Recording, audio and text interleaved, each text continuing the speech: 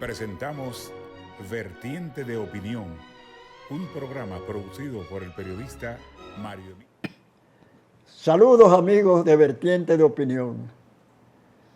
Hoy tengo la satisfacción de entrevistar a un hombre que tiene la versatilidad del éxito, valga la expresión.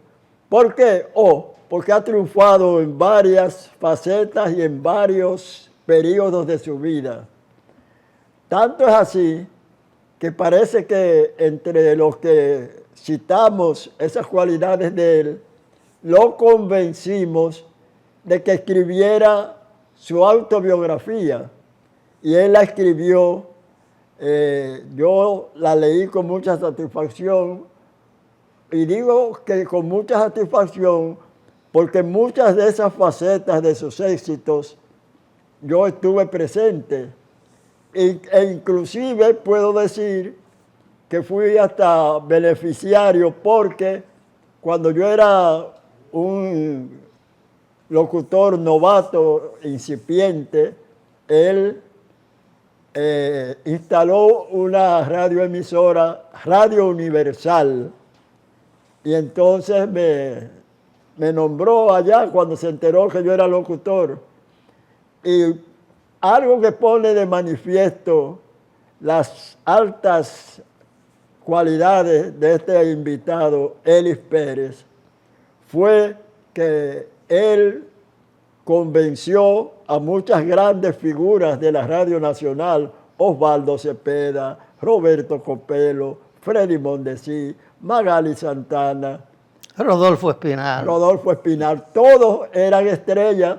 Y yo, como digo, una frase que copié de Goyito García Castro, el mártir de la prensa, que él, hablando de un contendor de él cuando aspiró al sindicato de periodistas, él dijo, es tan desconocido que podría usar como seudónimo su propio nombre.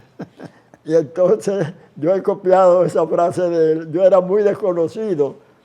Y cuando Eli tenía entre el roster, ¿verdad?, que iba a laborar con él, y se lo mostró a esas grandes figuras de la radio, dijeron, ¿y quién es ese? Y entonces Eli, con esa virtud que le caracteriza, que es la modestia, la humildad, les dijo, tiene una gran virtud. Ajá, ¿y cuál es? Amigo mío de infancia. Silencio absoluto, volvemos.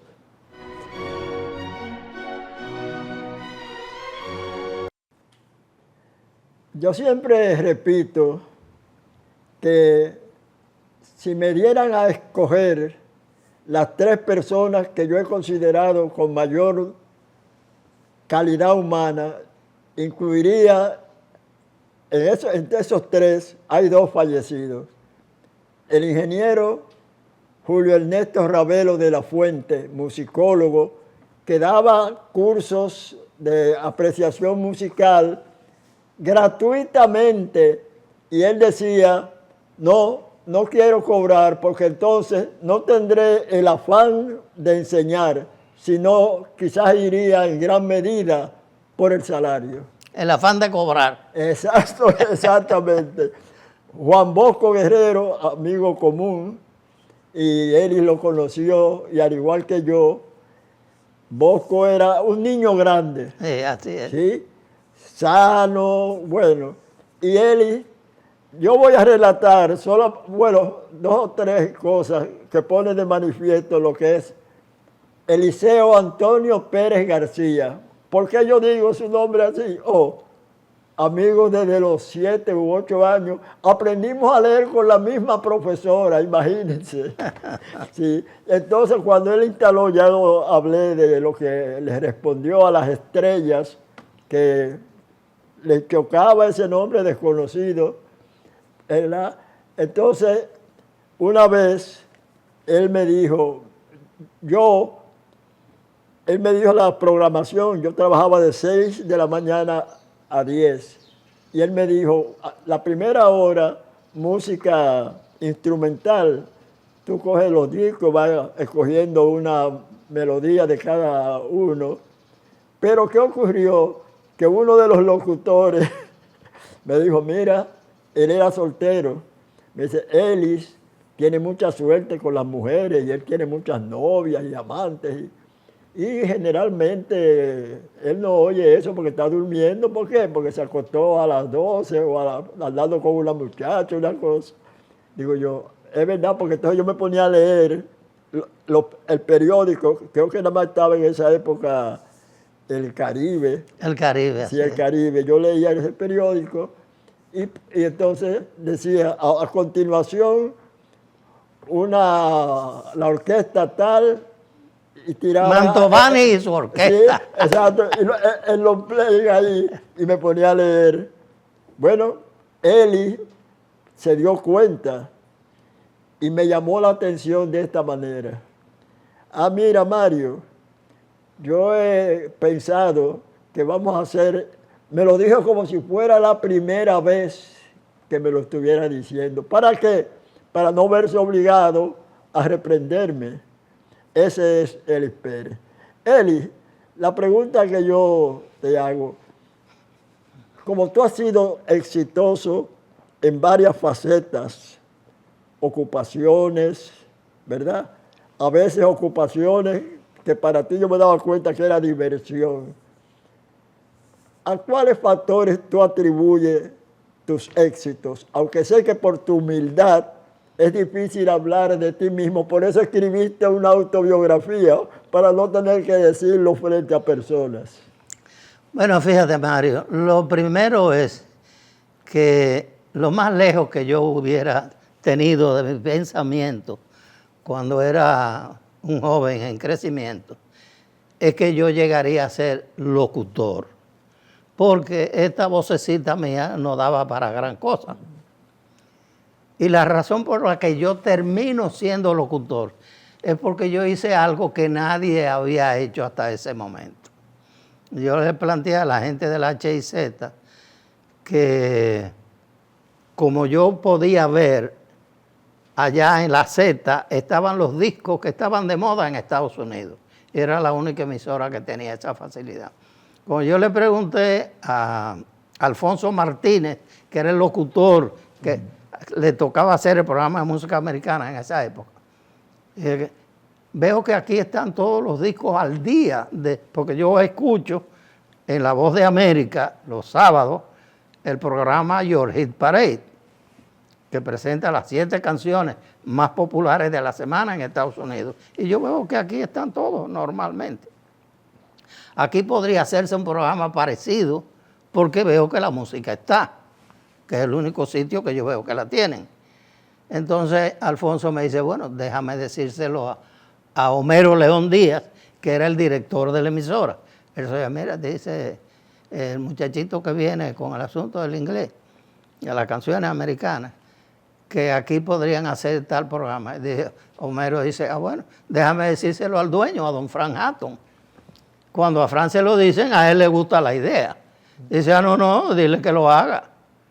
Entonces Homero viene donde mí y me dice, mira, hablé con el dueño, con don Frank Hatton, y él le pareció bien la idea, de manera que lo puede hacer.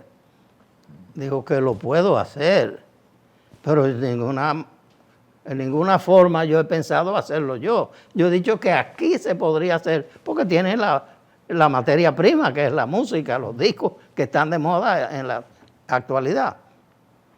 Entonces Homero me dice, bueno, lo que pasa es que aquí ninguno de los locutores nuestros habla inglés. Entonces nadie podría hacer, ellos no saben cuál de los dos lados es el que está popular o no. Ellos van poniendo uno y otro, pero no es porque ellos sepan. De manera que si no lo haces tú, no se va a hacer. Entonces Alfonso Martínez me dice, mira, Homero, yo lo voy a preparar. Dile a don Frank que se va a hacer. Y me comprometió con eso. Me hicieron una prueba. Don Frank se fue con Poteleche, que era el trabajador allá, que hacía los mandados y eso, al estudio al otro lado para escucharme. Pues Frank dijo, él lo va a hacer, pues vamos a escucharlo, a ver cómo suena. Y Alfonso Martínez me enseñó cómo manejar los controles en lo que ellos se iban al otro lado a escucharme. Yo con más miedo que vergüenza, en mi palanquita, el control que le dé para arriba a la derecha para aumentar el sonido y tal y tal. Y yo presento mi disco y viene Alfonso corriendo del otro lado y me dice, vete enseguida, porque cuando don Fran te oyó, dijo, ese muchacho con esa vocecita me va a dañar la emisora, sáquenmelo de ahí. Entonces me dice, vete antes de que él vuelva, porque si te lo dice él, ahí se acabó todo. Pero él es bocón, pero él tiene buen corazón. Vete rápido ahora y ven mañana que yo te voy a seguir preparando para el domingo. Y yo me fui. Salí huyendo, digo yo, no me puedo ver la cara al dueño porque me va a sacar. ¿Cuál fue la diferencia, Mario? Que yo volví mañana. Eso que me dijo Alfonso, vuelve mañana. Yo volví mañana. Lo pensé mucho, yo dije, ¿y si me topo con el dueño entrando? ¿Qué me va a decir él? ¿Me va a sacar por los moños? Bueno, pues yo volví. Y tuvimos como 3 días más practicando. El domingo salí al aire. El dueño no sabía que yo iba a salir, pero Alfonso insistió y convenció a Homero, el director, de que se hiciera. El programa fue un palo desde el primer día. Entonces don Fran tuvo que acostumbrarse a la vocecita del muchachito ese. Y pasaron varios meses en que la gente, yo decidí hacer el programa totalmente en inglés. Nunca hablé una palabra en español. La gente creía que era un americano que estaba haciendo el programa. De hecho, un día fue una muchacha que era oyente del programa. Y ella está ahí en la puerta del estudio, de la cabina de locución. Y cuando ella ve que ya es la hora, ella dice, pero ¿y el americano que hace la presentación de la música americana? ¿Él no va a venir? Digo, no, pero no es un americano, soy yo. Me dice, ¿cómo? Ella esperaba encontrarse un rubio de 6 pies con los ojos azules y se encontró con este muchachito. Y así yo comencé a hacer el programa Your Hit Parade, que fue un éxito desde el primer día. Ahí nació el locutor Elis Pérez. A mí me preguntan, bueno, tú haces diferentes cosas.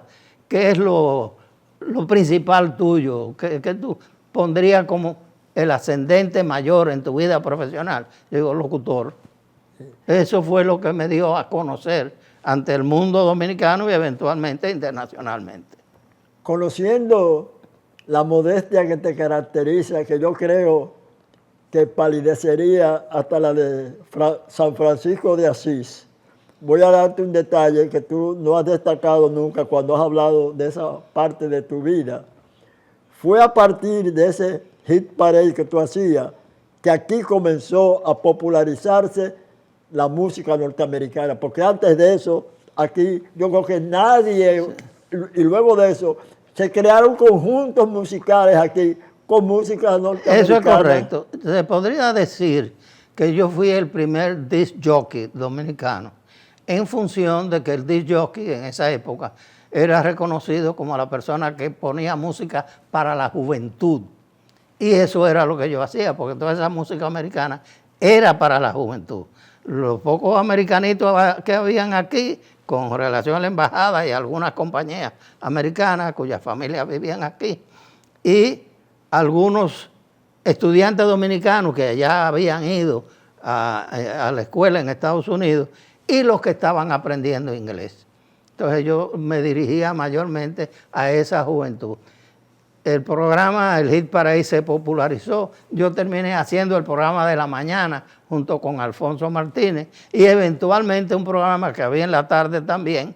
El de la mañana era Ritmos de Hollywood y el de la tarde Melodías de Broadway. Entonces, bueno, pues eso definió mi carrera. Y a partir de ahí, como dice un artículo de mi libro que tú tienes, hay un artículo que dice, aprender inglés cambió mi vida.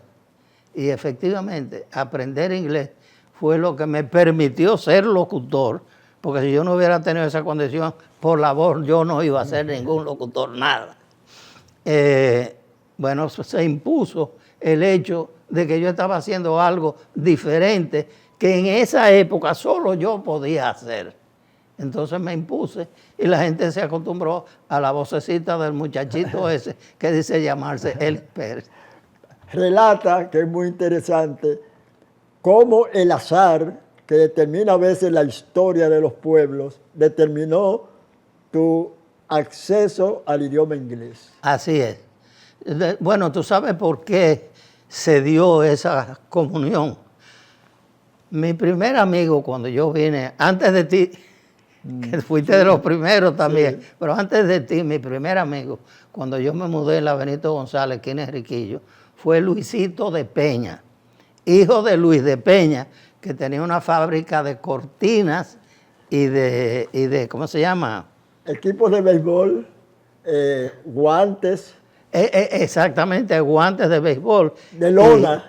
Exacto, guantes de lona. Y él hacía también, además de las cortinas, ¿cómo se llama?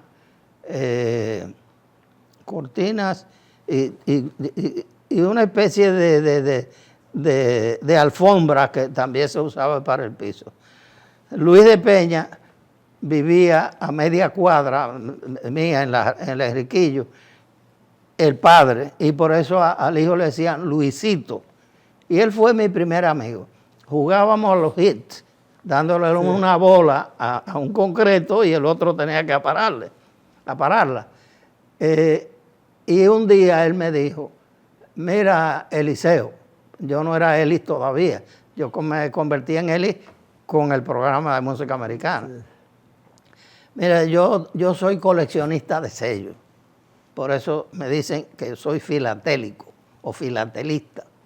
Yo te recomiendo que tú te hagas coleccionista de sellos también. ¿Por qué? Porque vas a aprender mucha geografía, vas a aprender mucha historia y algo muy importante, si eres coleccionista de sellos, vas a poder salirte del entorno exclusivo de tu barrio. ¿Y cómo así? Dice, bueno, porque hay muchos coleccionistas que son ingenieros, que son abogados, que son diplomáticos, que son diferentes cosas, a cuyo acceso tú no podrías llegar a menos que sea a través de algo como eso. Pero siendo filatelista, intercambiando los sellos, tú podrás hacerlo. Y así mismo fue.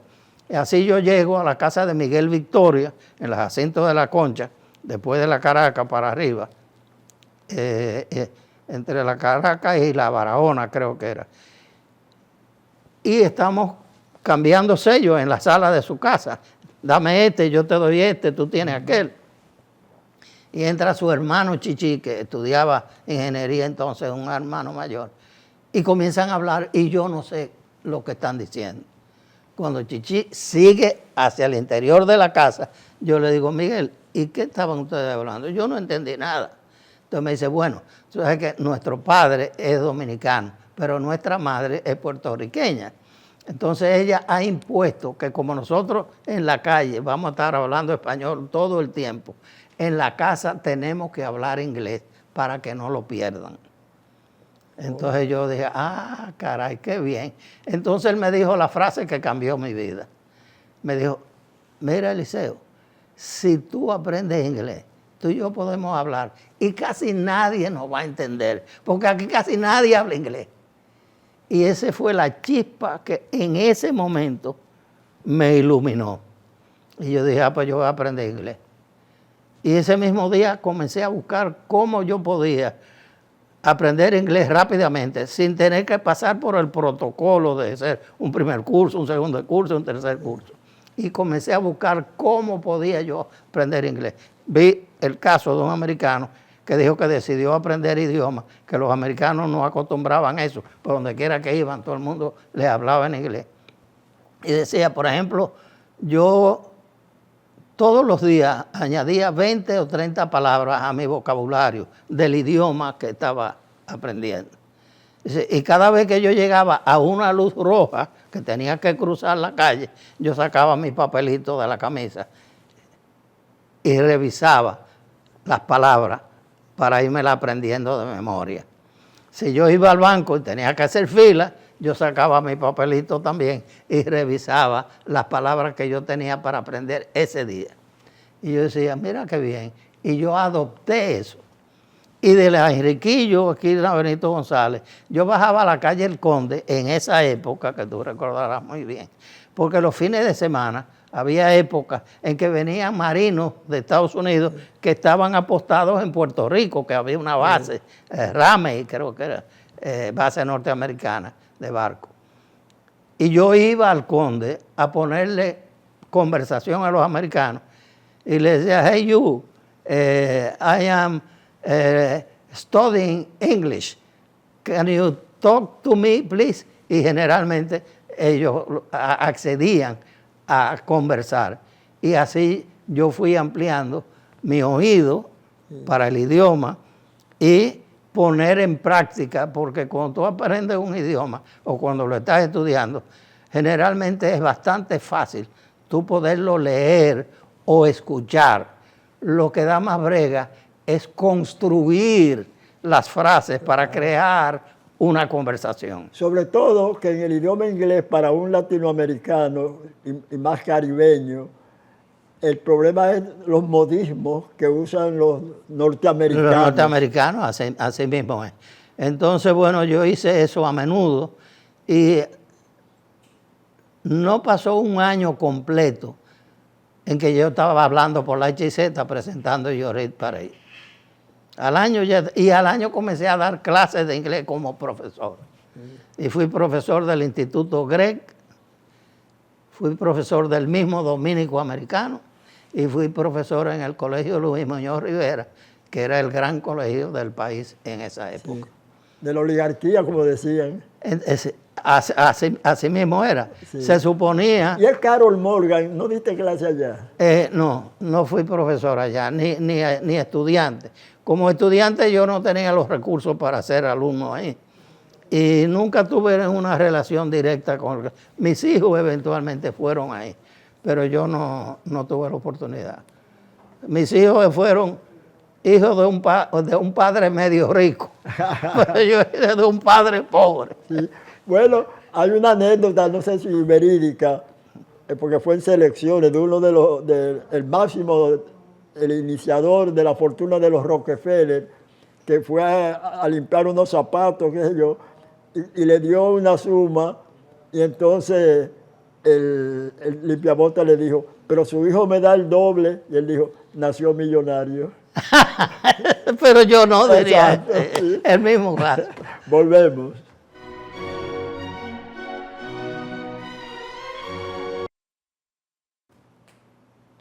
Seguimos dialogando con este hombre que paradójicamente, habiendo estado involucrado en tantas actividades, siendo un hombre sociable, con un carisma ostensible que yo conozco bien por nuestra larga amistad.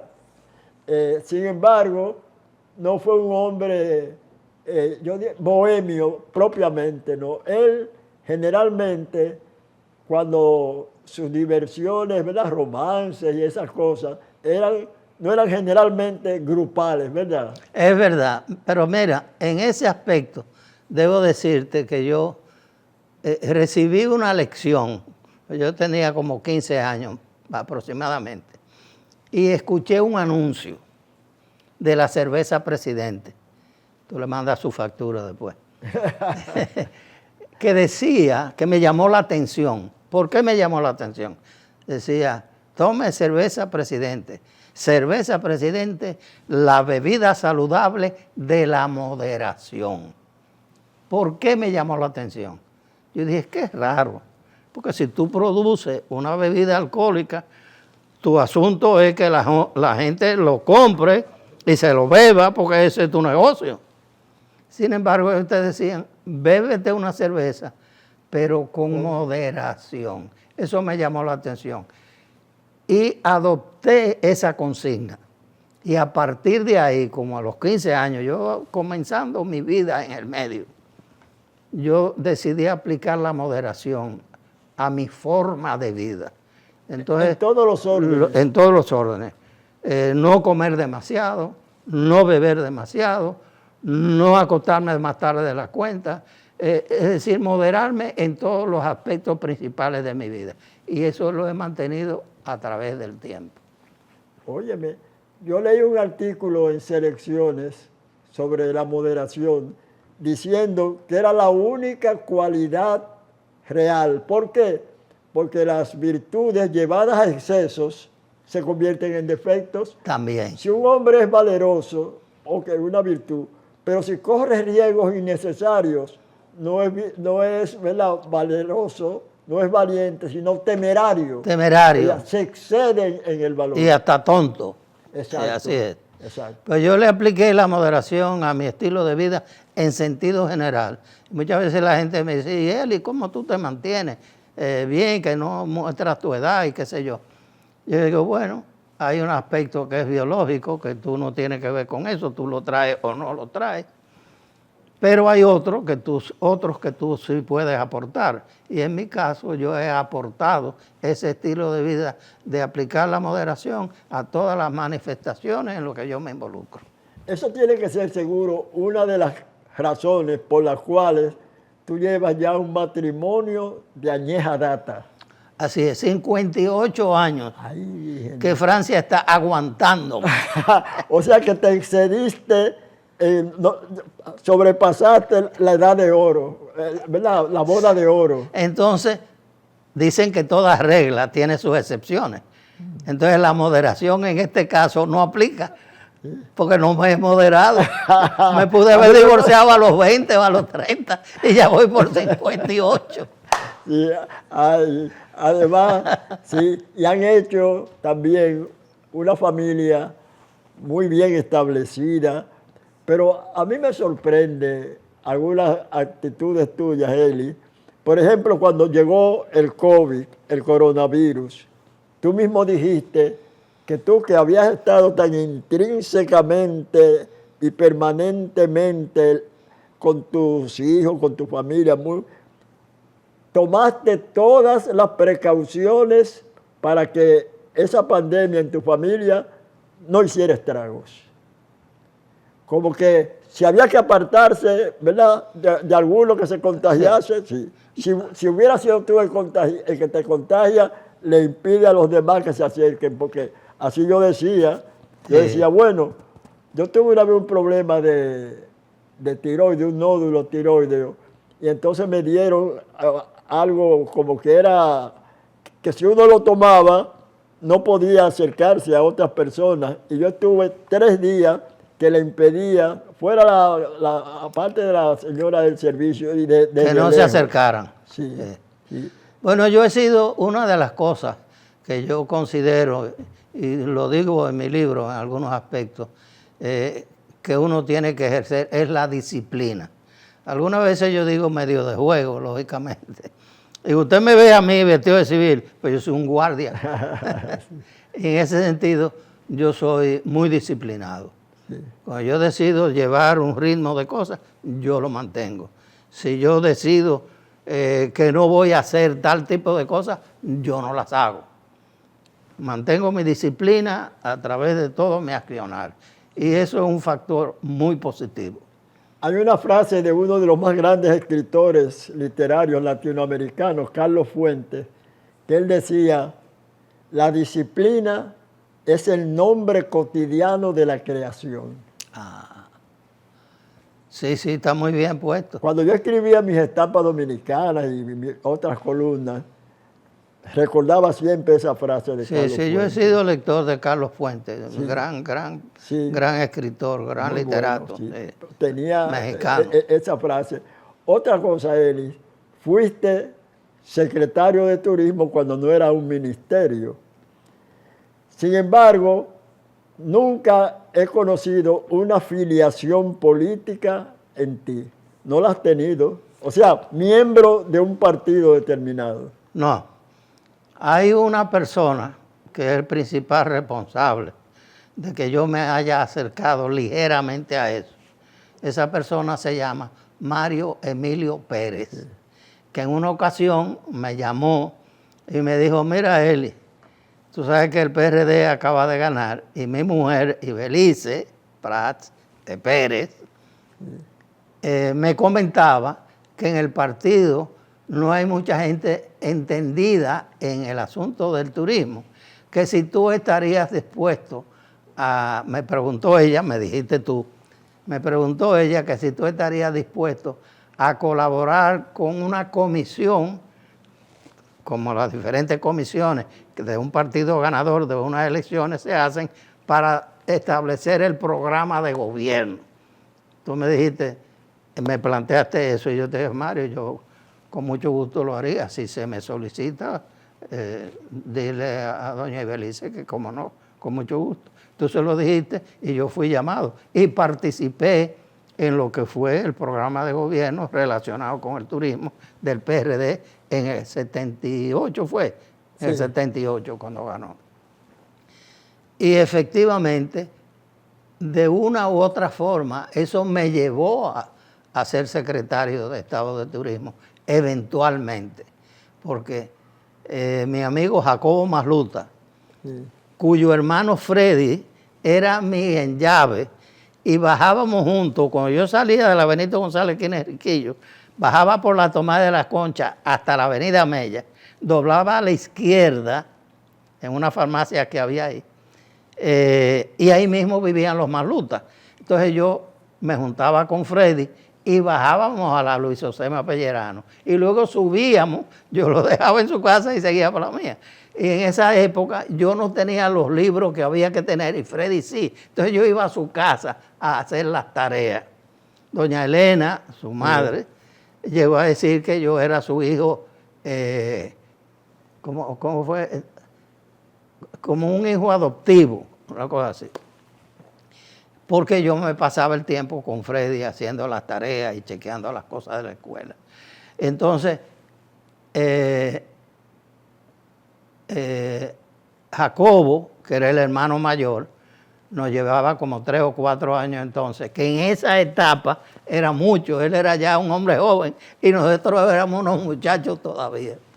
Y me acuerdo que Jacobo me dijo en una que don Antonio, que no había decidido todavía nombrar al secretario, que era director todavía, al director de turismo. Exacto. Pero en el programa de gobierno que nosotros formulamos, decía que si el partido elevaría la dirección a Secretaría de Estado. Y así lo hizo en enero del 79. Entonces, Jacobo me dijo, ayer Antonio, como ellos se llamaban Jacobo y Antonio, Claro, me dijo que te iba a nombrar a ti subdirector y a Flores Estrella como director. Y yo le dije, me dice Jacobo, Antonio, ponlo al revés porque Eli no te va a aceptar una subdirección. Y al otro día me llamó Flores Estrella, que quería verme, y vino. Y me dijo, Eli, yo quiero hacer un pacto de caballero contigo. Digo, ¿cómo así? Dime. Que si a mí me nombran director, que si a mí me nombran director, que si a mí me nombran subdirector, yo aceptaría, porque no van a poner a los dos, me dijo él. Sí. Si me nombran a mí subdirector, yo lo aceptaría. Y el pacto que te propongo es que si a ti te nombran subdirector, tú lo aceptarías también. Yo le contesté, yo le tendí la mano y lo acordamos. Jacobo tenía razón, normalmente yo no hubiera aceptado. Pero al planteármelo Rafael Flores Estrella, que era mi amigo cercano, de esa manera yo le di la mano de una vez y eso quedó así. Eventualmente sucedió otra cosa y nombraron a una tercera persona y a Rafaelito lo nombraron subdirector. Sí. Pero en la reunión que yo tuve con el presidente Antonio Guzmán en el Palacio ese día, pues yo hice una publicación que llamó la atención y él me mandó a buscar. Don Héctor Cabral, que era el asistente de don Antonio. Exacto, el poeta. El poeta me llamó a mi casa. Me dice, Eli, don Héctor, don Héctor, ¿cómo está usted? Me dice, Eli, el presidente Guzmán te quiere ver. Quiere hablar contigo. Digo, ok, don Héctor, ¿y cuándo usted cree que yo debo ir? Me dice, Eli, ponte un flu y coge para acá. Y yo lo hice así mismo. Y en esa conversación, él me preguntó por qué yo hice esa publicación.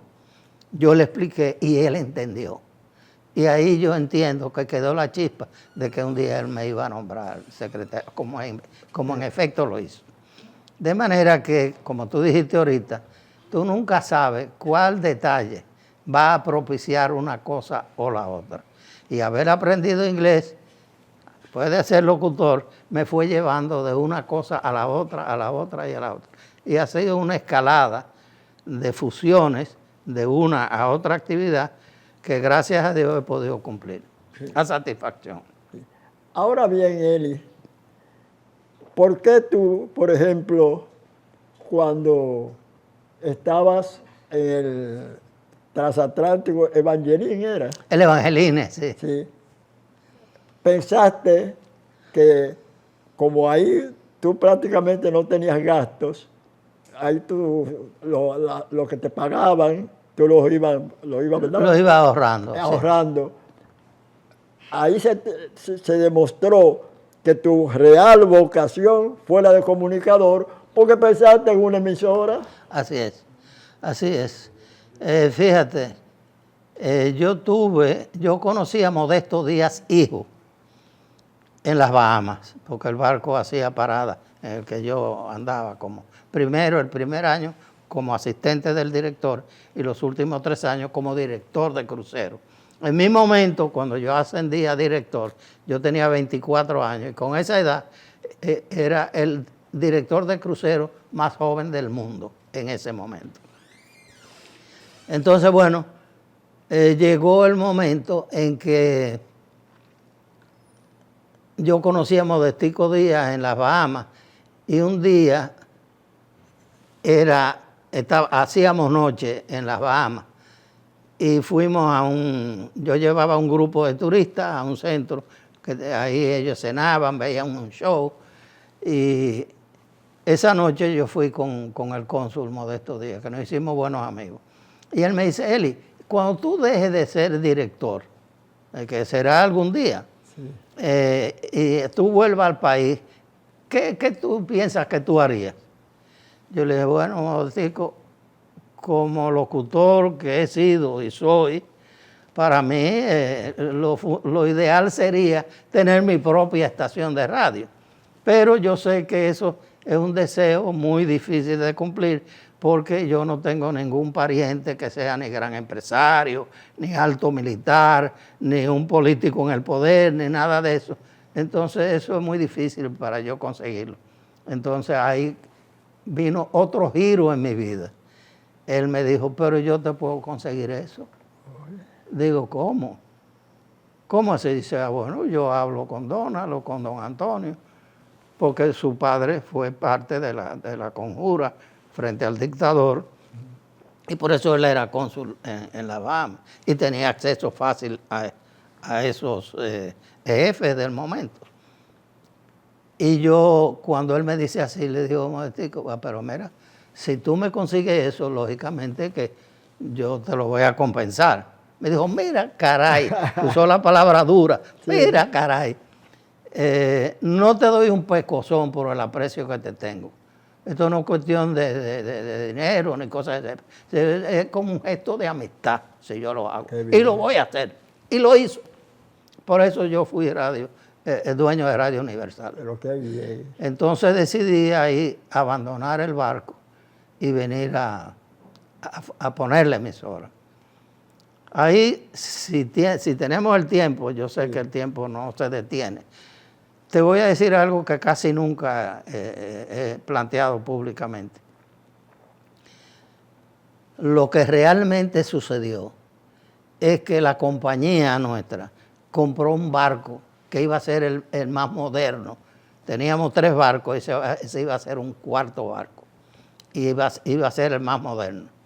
Y ya quien había sido mi mentor y jefe, que me enseñó la profesión,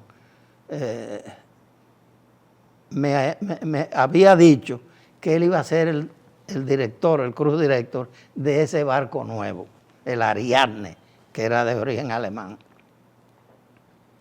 Y un día me llama el hijo del dueño, que la compañía, el dueño original ya la había vendido. Y me llama el hijo del dueño y me dice, Eli, te tengo una gran noticia. Digo, ¿cómo así? Dice, tú vas a ser el cruz directo del nuevo barco que acabamos de comprar. Digo, ¿cómo? Pero ven acá, Frank Dorman, que era mi mentor, había sido mi jefe, ya él ha dicho que él va a ser el director y él tiene las condiciones, la capacidad y el mayor tiempo con la compañía. ¿Cómo va a ser? Entonces me dijo, no importa lo que diga Frank, mi padre y yo, que somos los dueños, y el vicepresidente ejecutivo que maneja la compañía, estamos los tres de acuerdo que tú eres nuestro mejor director y tú vas a ser el director. En ese mismo momento, Mario, yo decidí que yo tenía que irme a la compañía, porque yo no podía pagarle a mi mentor, el que me enseñó, que me llevó de la mano, me llevó del Ciudad Trujillo de entonces, a yo convertirme en director de crucero. Yo no podía hacerle eso. Y ahí aproveché la coyuntura de la licencia de radio. Yo pensaba poner a quien había sido colega mío en el HIZ, a Luis de los Santos, que había sido el administrador del HIZ. Yo pensaba ponerlo a él para abrir la emisora. Entonces yo decidí agarrarme de ahí. Le mostré el telegrama que decía que yo había recibido y que tenía 90 días para ponerle en el aire, o si no perdía los derechos. Entonces me dejaron ir. Pero yo pude haber sido dueño de la emisora y tener a alguien que me la manejara, que ya tenía la persona. Pero al suceder eso, yo dije, no, yo no me puedo quedar aquí. Pues Frank llegó a dirigir el Ariadne como le tocaba. Una pregunta última ya, porque los saltos acrobáticos que da nuestro camarógrafo, ¿verdad?, Fernando Duval. Es que el tiempo es como los honrones. Sí. Se van y se fueron. Sí, ya dio los saltos. Pero fíjate, Elis, en tu caso, suerte, voluntad, perseverancia, disciplina, relaciones, carisma. Yo pienso que en tu caso ha sido una suma de todo eso. Has tenido la suerte, valga la aparente contradicción, porque te iba a poner a elegir, pero después creo que ha sido esa suma, a lo mejor sin tú darte cuenta por tu humildad. A lo mejor tú, con esa humildad que yo conozco, nunca te he oído autoelogiarte ni nada de eso. ¿Fue esa suma de esas cualidades las que te llevaron?